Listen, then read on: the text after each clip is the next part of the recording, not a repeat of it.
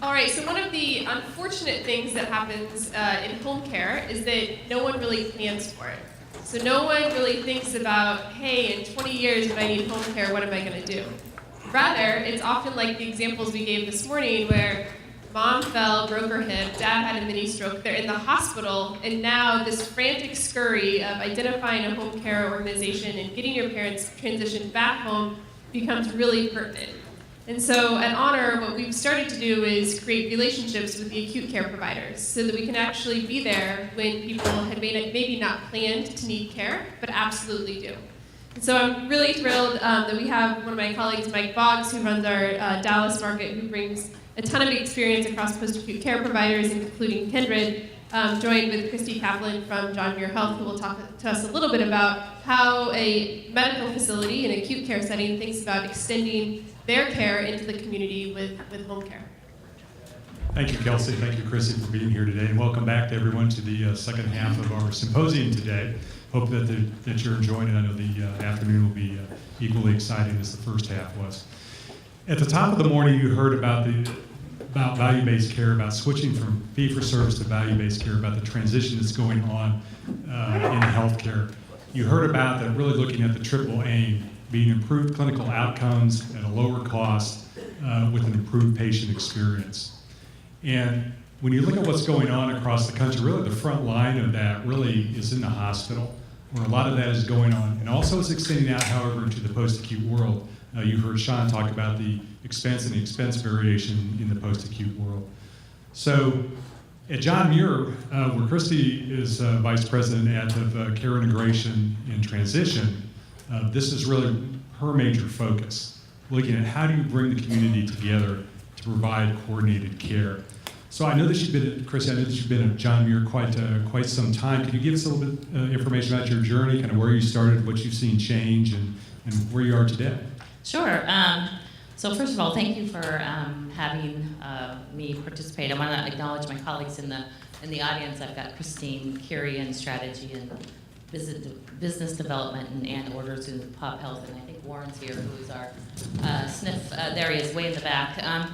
And so really it is a symphony of folks that work together.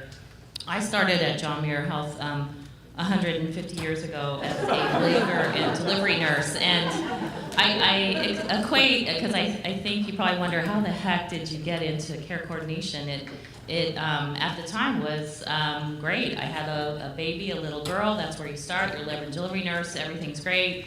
You do new mom groups because you know women are crazy for the first couple of years after having a baby, and then they go into school-age kids, so you have behavior issues, so you open a women's health center, and you have parenting classes, and then you go through menopause, so you have to have a women's program and a continence center, and so I did all that. And then I brought my aging mom down here from the Northwest, and like Seth has a story, and everyone has a story, threw me a little bit into caring for aging parents as a parent, while being a parent.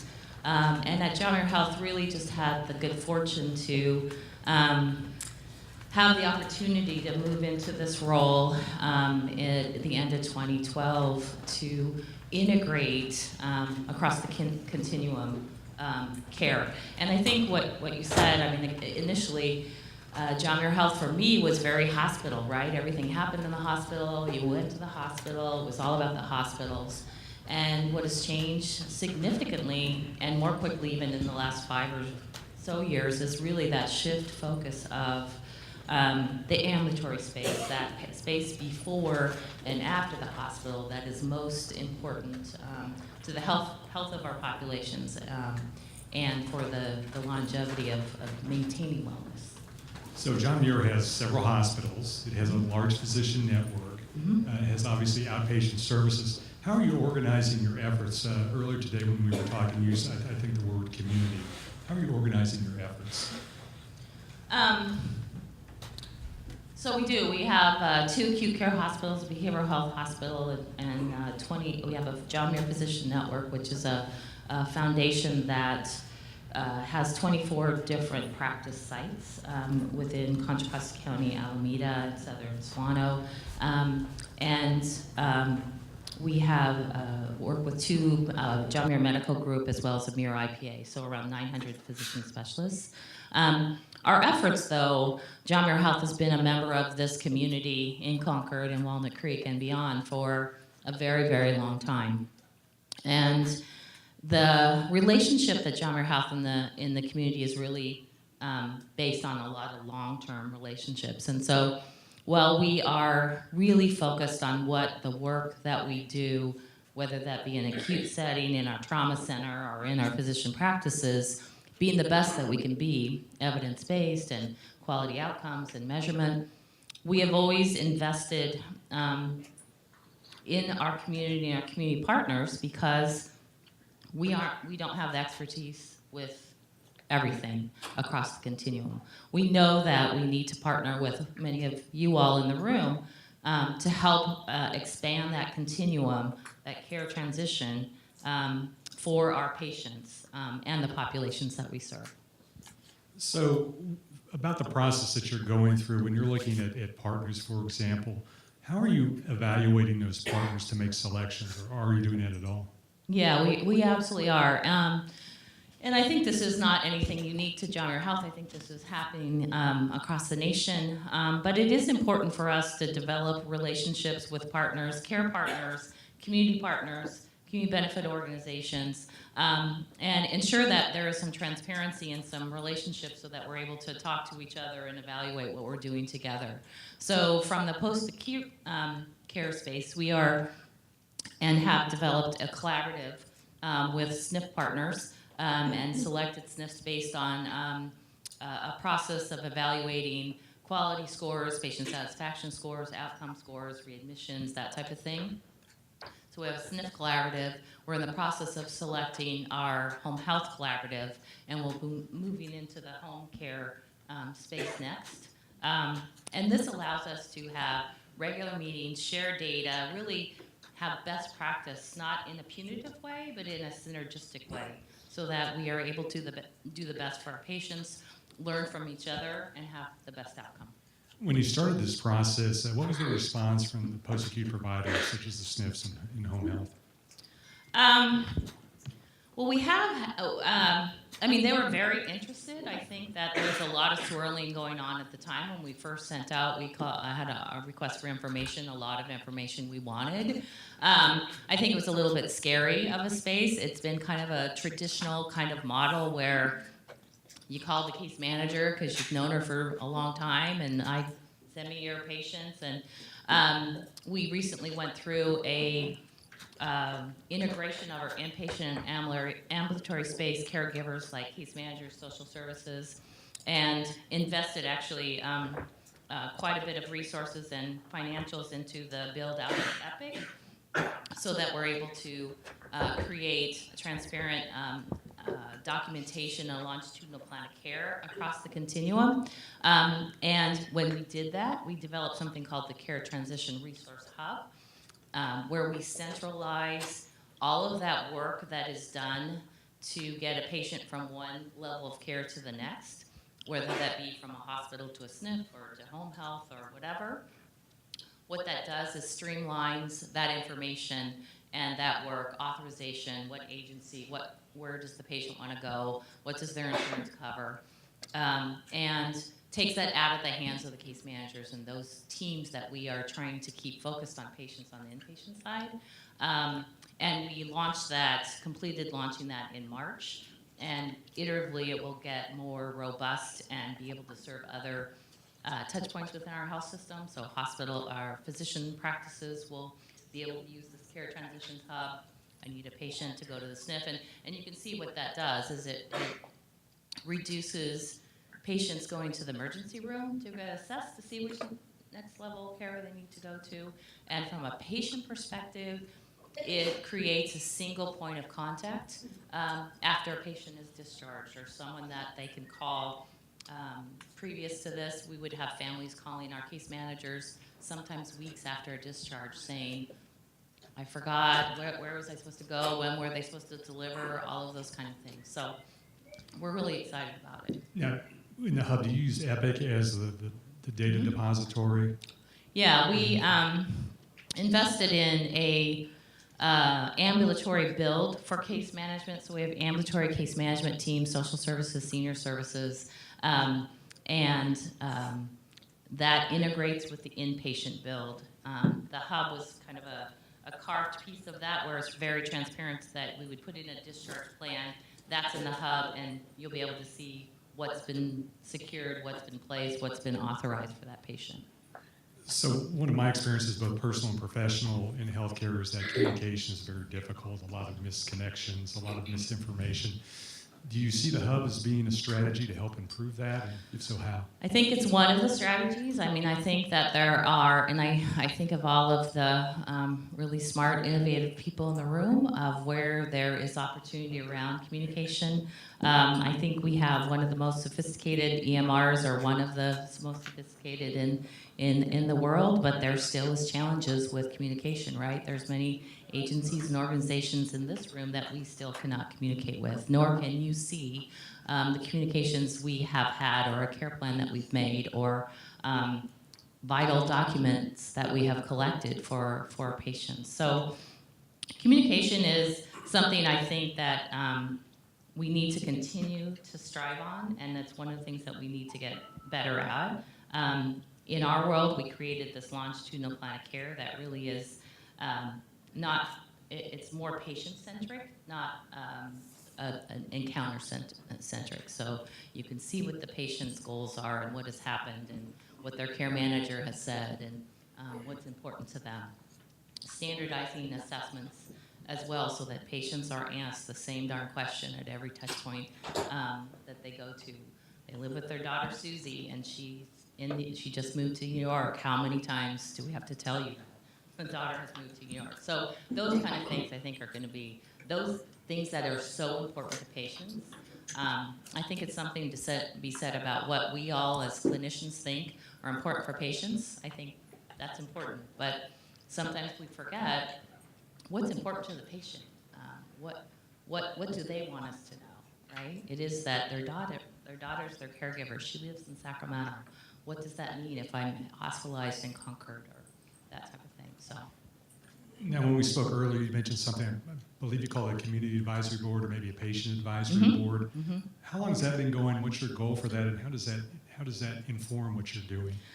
We actually put together a patient advisory board at probably in 2012 or 13, I think. I'm looking at Christine for dates. But it was so important to have the voice of our patients. And we started with patients that were in our hospital and would tell us stories. And I think historically we would say, oh, it was just that one situation, or she was really difficult, or whatever. But we started really listening and being very transparent in acknowledging what happened to patients and how we could fix that, learning from that.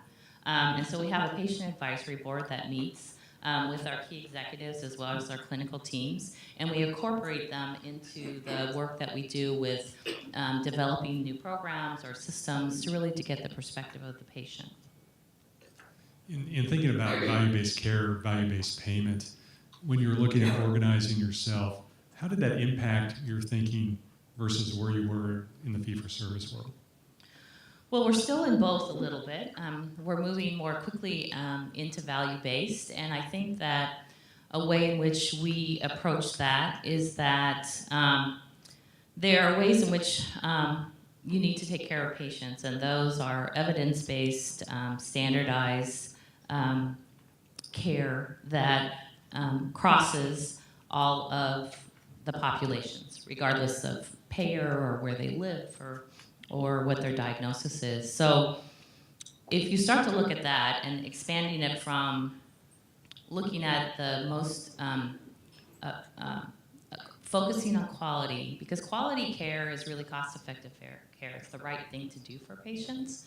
And if we do that across the continuum, you then lend to saving costs because it is all coordinated. So it is a challenge, and I think that as we and continue to take more risk with our health plans and our contracting, it gives us a better lens into the data of understanding not what is this hospital cost, but what is the total cost of care, and really looking at, again, from the patient lens. So we spoke earlier about the many, many medications and taking 10 of those right off the list. Understanding what is really best for the patient and customizing that in a way that's going to be best for what their goals are and for the clinical goals. There's a lot of literature out there, at least as it relates to return to acute, that has to do with sort of the social situation of patients. How are you accounting for that? How do you address that? Well, that's another big challenge. I think that one of the things healthcare, and at least in the acute care settings, we have done okay, but not really a great job with, is really assessing those social determinants that are really drove why patients are coming into the hospital. We actually did a CHF performance improvement project where we actually asked patients, why did you come back to the hospital? What a concept, right? Well, it wasn't, we had determined why, but that really wasn't why. And we found that running the data that most patients were admitted on Fridays or Mondays. And guess what happens on Fridays and Mondays? So it was really looking at why are they coming back? They got their prescriptions. Could they get them filled? Could they pick them up? Sure, they had a specialist appointment 3 days later. Could they get there? And then are they depressed? Are they alone? Are they isolated? All of those things. Those things are, I think, so important to understanding why patients return to the hospital or even get to the hospital in the first place. When you think about triple value, triple aim, and the results, what are you using, at least in the early going? You're in the journey, obviously, of transition to value-based pay. What are you looking at in terms of outcomes as being the key indicators of success? Well, I think we look at certainly the outcomes that we have to from a clinical perspective. Are we really making a difference? But again, bringing in then patient satisfaction, family satisfaction, and then, of course, the quadruple aim of the clinician satisfaction, and how those work together. So we have measures in which we are required to collect and are required to monitor, but adding in those additional indicators like patient satisfaction, family satisfaction, and more than just a 30-day readmission or a 7-day, 14 length of stay. All of those things I think are really important. I don't know.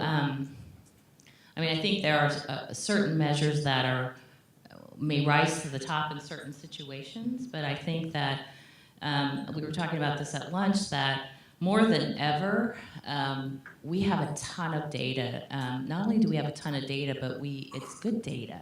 And so it is, what do we do with that data?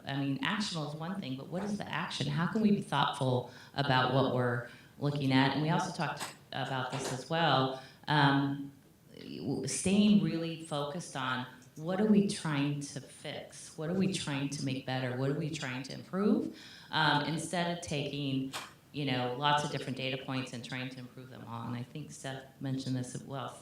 Staying laser focused on really what are we trying to do, and being successful at doing that before we move on to 2 or 5 or 10 different things. Now, you have a large physician organization. Obviously, buy-in of your medical staff and your physicians is critical to achieving any of this. How have you worked with them to help you along this path? We got a big stick and a really big carrot. We have both of those. Is there any physicians in there?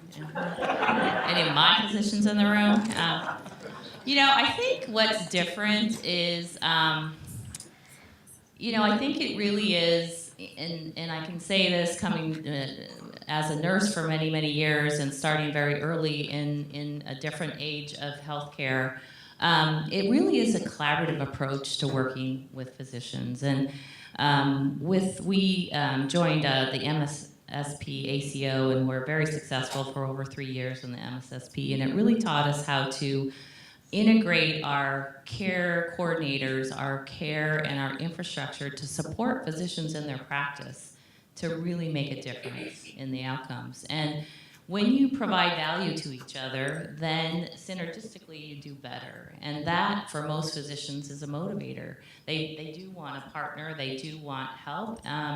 And I mean, there are always those outliers that have a different perspective, but I think in general, and in most cases, people and clinicians go into medicine to improve the health of their patients. And I think when synergistically we work together, whether it's a patient-centered medical home or virtual home or however it's framed, it is working synergistically and providing value to each other that you're able to show improvement or better outcomes is what drives the collaboration between. How did you incorporate physicians into the process? Did they serve on committees? Were they part of the design of what you're doing? Yeah, I mean, I think that they're a part of everything. I think that for our ACO, they lead our ACO board. They lead all of that. I participate as care coordination in the whole development of the care coordination transformation we just completed. We had physician advisors from all of the entities, whether it's our medical group or an IPA, as part of the model development.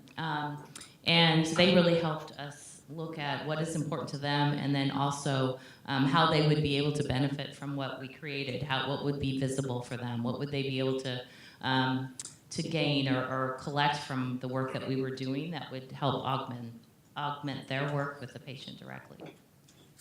Is part of your strategy looking at specific disease types? You hear sometimes about the 80-20 rule, 20% of the patients creating 80% of the driving 80% of the cost. Is that something you're doing? Yeah, I mean, I think you have to do that. I think that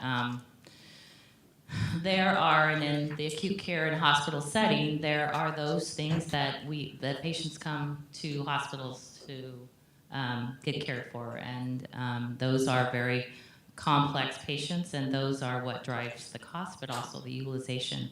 So I think it's important. I think what also is important now that we have better data is to really understand what are the nuances specific to those populations. Really, what is the barrier? What is the problem? What are we trying to solve with that patient? So CHF may be an issue for one patient. There may be an issue for one patient that is not an issue for another. And we live in an area that's a fairly large demographic area. So is it transportation? Is it socioeconomic? Is it isolation? What is it? And it's really important to make sure that you're not just laying a blanket across, this is what we're doing for all CHF patients. I think there's components that we know are important. Some of our work with partnering with Honor is around that home care and that isolation and that eyes and ears that don't require an RN case manager to do. It's a complement to what that work is being done. But it does have to have some customization. Otherwise, I don't think it'll work. So when you look at those types of patients, and when you look at those types of clinical conditions, when you're thinking about when patients are leaving the hospital to post-acute or home care, what does that cause you to look at in terms of the available resources out there in your community, whether it's agencies, home care agencies, for example, that are specialized in respiratory patients? What do you look for, or does it change anything that you look at? Well, I mean, I think that setting a good, I hope I'm going where you want me to, but I think setting a good, understanding what patients are going to need once they leave the hospital in a broader sense, including those social determinants and really what are the needs that patients are going to need once they've left the hospital. It no longer is they're going to go to a SNF or we're going to do home health. We're going to get the DME, right? It is what is that patient? Where do they live? What are the kind of services? What are the community partners we can partner with? Should we bring in our senior services geriatric care coordinator? Should we call Meals on Wheels? Should we, get our assessment out there to look at the home and where are the carpets and do they need, grab bars and so it is really looking in more detail with each patient. And I think that there's so much work out there. I'm not real sure if we have a one-stop or one organization or even several handful that can do what we need, that needs to be done. I think we just have to start, though. Now, you met with Honor about a year and a half ago, I believe. That's when you first were introduced to Honor. Before that time, was home care, non-medical home care, was that on your radar as being something that was important or possible need for patients that you were discharging? It was on Warren's radar, who brought it to my radar. It was on our radar we have a very robust senior services department that works very closely with families in the home, and it was a space that wasn't at the time licensed, and it was not regulated, and many times we were being called upon to say, who should we call? Who should we hire? And it was a tough space to get our arms around, and so it wasn't really on our radar because, again, in the acute setting, you're getting them to the next level, but in typically it was, okay, home health, SNF, LTAC, right? We had those buckets, and we really didn't fill in between the bricks with any mortar of any other support services that really may be needed, whether that be a home visitor or transportation or all of those things. So much more critical and part of the discharge plan now than ever before. And I think we're still maturing the space for us of what that looks like. So at this point then, kind of going through that progression, how do you incorporate non-medical home care into your thinking, into the discharge planning process? Well, I think as we assess patients on the inpatient side, and or if they're getting discharged from skilled nursing or our home health agency is really looking at assessing the patient and what they can, what their needs are, and what are their, what can we provide as maybe a payer or as maybe a community benefit provider as well. So there is a challenge, though. It is a space that is many folks cannot afford, and it is very much needed. So how do we reach out of whether we're financially responsible or not, doing the right thing for the patient? And sometimes that gets very creative. Maybe a church group that we partner with or a volunteer group that we partner with. So obviously there's a lot of moving parts in this. So what do you see John Muir's real role in this? Do you see yourselves as a gatekeeper of the process, a coordinator of the process, collaborative in the process? Where do you see yourselves fitting in? Well, we hope to be part of the process. I think being a hospital, you seem to be the catch, the gatekeeper of that initial, because something has happened to this patient. This patient has had something either go wrong or go bad or get worse, maybe in a family situation or maybe it's a health condition. And I think there's many things that we are going to be looking at from earlier advanced care planning and helping patients understand their diagnosis and what that may impact their lives and what their choices are and what their goals may look like, to when they are in our facilities, ensuring that we're looking at the spectrum of the continuum of their care, not just the point in time, whether that be in the hospital. I think right now in the hospital, we have much more time and control to set the plan and help with that plan, but we hope to move it. We hope to someday, and don't tell my boss or his boss, but someday not need 800 beds in this area. That more patients are staying at home where we really believe patients do best. I'm speaking to the choir here. That's where they stay healthier. That's where they stay happier. And we are really committed in the long term and in the short term when we can, keeping patients there. So back to non-medical home care for a second. From your perspective and from your experience, what would a non-medical home care company need to do to be an excellent partner with John Muir? I think that I think a non-medical home care partner aligned with some of the the mission and vision of what we are as an organization, as a healthcare organization, serving those communities in our area with quality and compassion, and ensuring that the investments and the care we're providing is actually improving health or improving the health of that patient, being open and transparent and collaborative, creating a synergistic partnership with room for flexibility and forgiveness and movement and learning together. I think is going to be a partner we will want to be. I think there just isn't, and I know that healthcare right now is it's just a lot of time. There's a ton of moving parts. I'm really hopeful that we're all in it for the right reasons still, and it is for the patients. And when we work together, that's really what's driving how we're taking care of patients. And the emerging work that's happening in this space is incredibly exciting. And the innovation is innovation in healthcare in this new way, which are a lot younger, smarter people than I am, is really what's going to change healthcare. It's really this innovation that just is flipping things like what Honor's doing, and there are other things that are happening that are just switching, just really shifting things and allowing almost the cog that's been slowing things down to start to move. And I think this is where there's huge opportunity, and I think that health systems like John Muir Health are smart and honored to work with.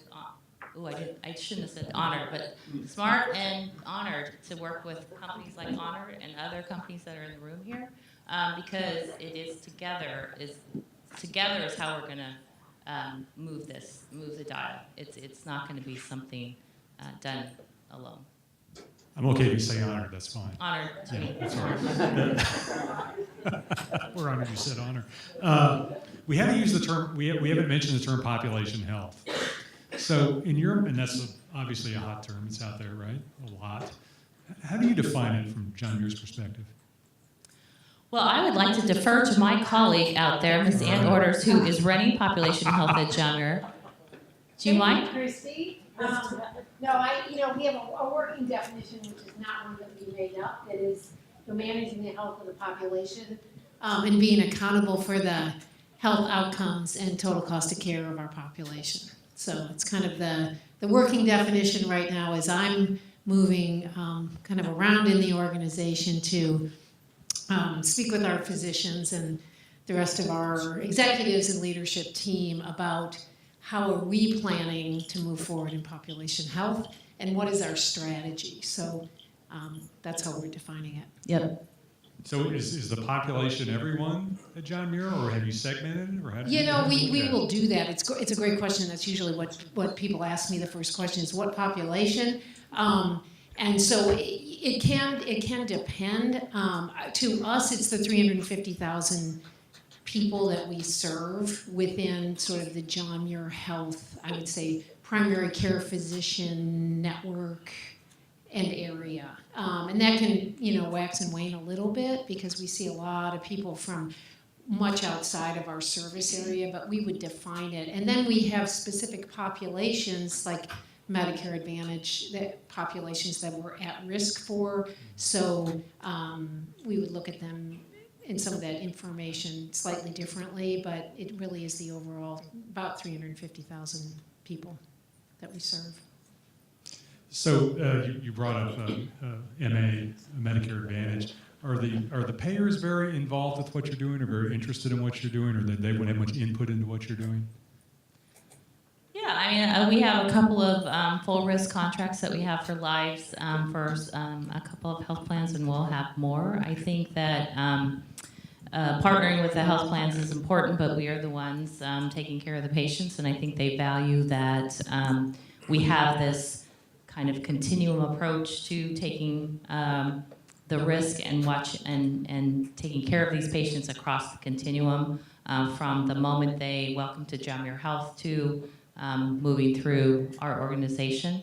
I think that as we have gotten more sophisticated with data, we're able to share more data with the health plans, and more data is much more helpful in understanding the population, where we need to focus. So yeah, I think there's a lot of interest in the partnership with us and working together for these populations. So just in a few minutes, you've described a tremendous amount of work that you've been doing to move this process forward. If you think about the next 12 months out, what are the one or two things that you really need to get right to keep moving forward? Well, what we need to get right, we spent an awful lot of time and resources and efforts around developing this foundation of how we will care for patients within the continuum that we touch. So from primary care through our facilities, through any touch point that we have. We built an EMR and a record that we will now be able to collect information and share it across the continuum and be transparent, patient-centric. All of these tools that are awesome, and that's kind of the quadruple aim that really supports the clinician and makes the technology intuitive and accessible and all of that. What we're really embarking on, though, is a culture shift in healthcare for how clinicians take care of patients and how they integrate and work together. And so we have got to get that right. And moving a culture in a way and taking a way we take care of patients is easy to do when you have the same goal, and we do, but we also have a lot of habit in a way we've always done things. And if the work isn't intuitive or easy to do, it's harder to move. I think we've moved some of the barriers out of the way for that, but we've got to get that right.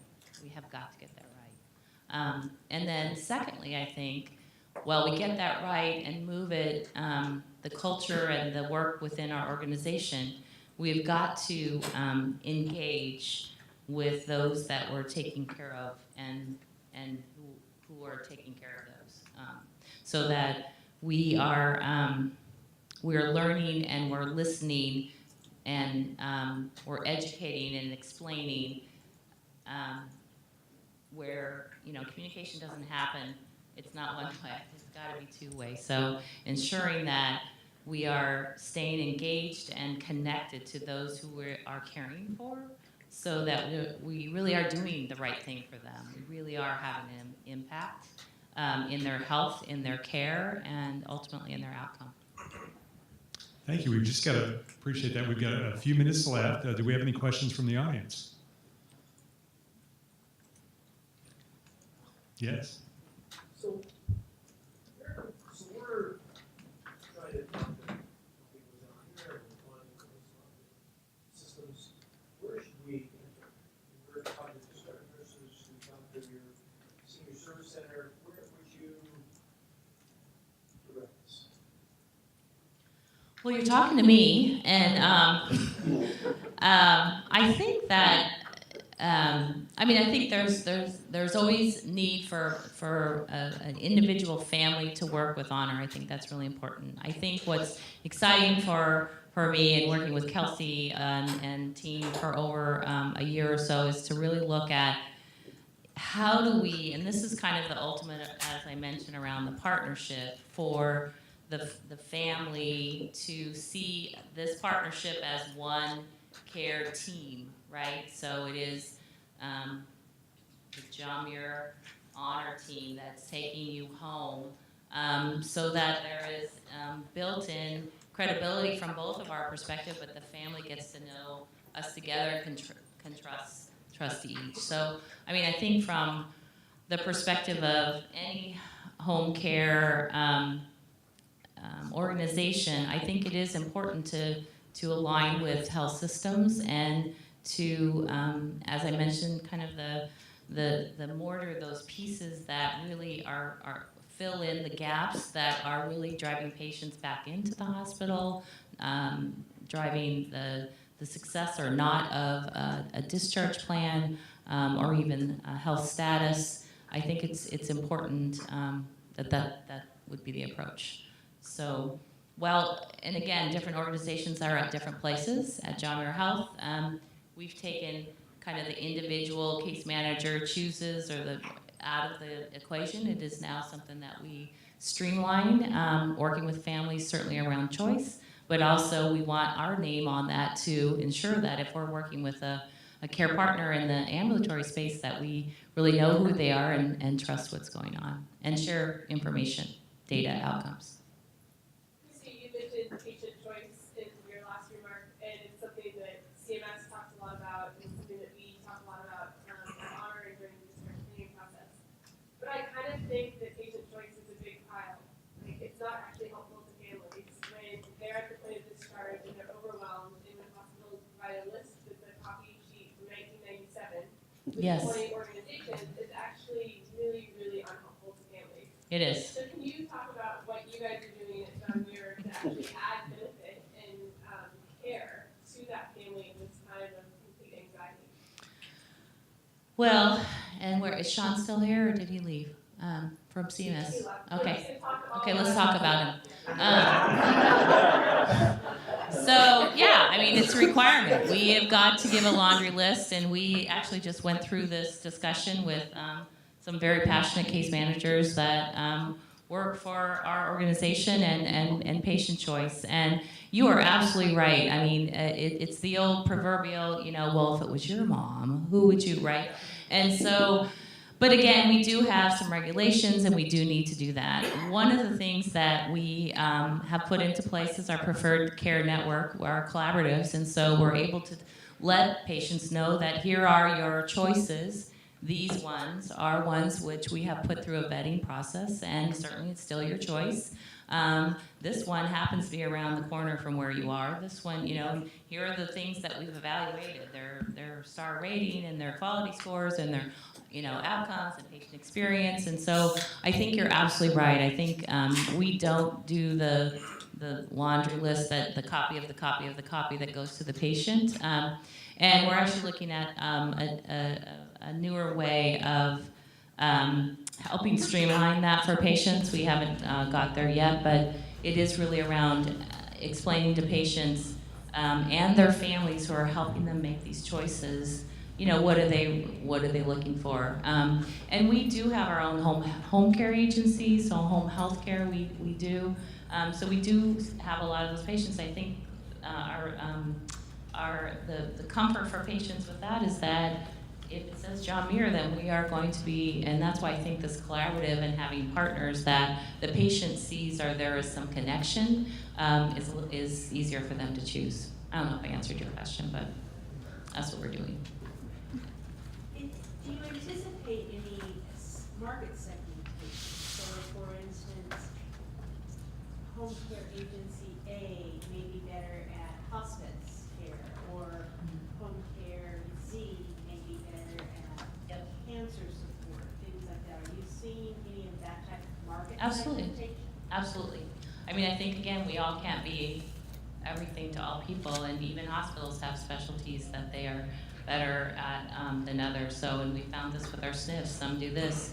Our home care agency does these services. Other home care agencies, we need to use our home health care for other services. So absolutely, I think that's what's important with the collaborative, that as we work with who are our partners going to be, what are the services that we really need.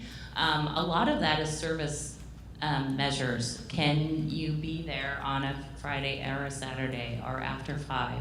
Can you start care within 24 hours? Or do you go out to Brentwood? Or, those kind of things. So I think those are big drivers as well, particularly as we try to move patients timely out of hospitals.